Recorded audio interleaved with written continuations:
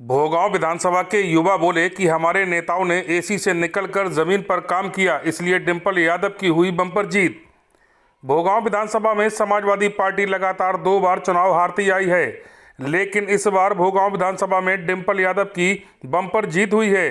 इस जीत को लेकर भोगांव विधानसभा के युवाओं ने कहा कि हमारे नेताओं ने इस बार एसी से निकलकर जमीन पर काम किया, उसी का नतीजा रहा कि डिंपल यादव की ऐतिहासिक जीत हुई। आगे और क्या कुछ कहा, आइए आपको सुनाते हैं। भोगांव विधानसभा के युवा बोले कि हमारे नेताओं ने एसी से निकलकर जमीन पर काम किया, इसलिए डिंपल यादव की हुई बम्पर जीत। भोगांव विधानसभा में समाजवादी पार्टी लगातार 2 बार चुनाव हारती आई है, लेकिन इस बार भोगांव विधानसभा में डिंपल यादव की बम्पर जीत हुई है।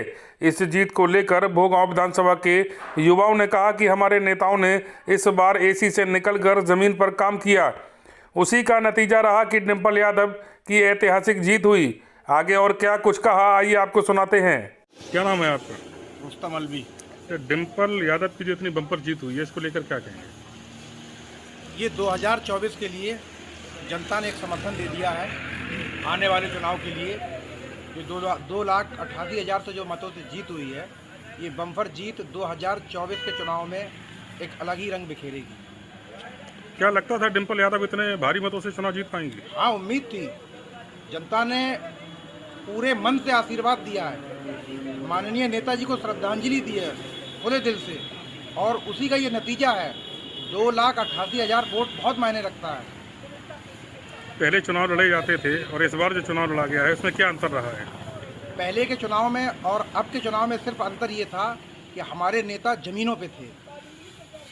पहले हमारे नेता इश्यूओं में थे, लेकिन अब अपने नेताओं का शुक्रिया अदा करना चाहता हूँ और धन्यवाद देना चाहता हूँ कि हमारे नेता ज़मीन से जुड़कर आज एक पार्टी की नई, मतलब नेताजी के ना होते हुए भी एक नई संभावनाएं पैदा कर दी हैं। पार्टी के लिए पार्टी में जान डाल दी है। तो इस चुनाव के दौरान प्रशासन की शक्ति को लेकर क्या कहेंगे? प्रशासन ने तो पूरा सहयोग किया है।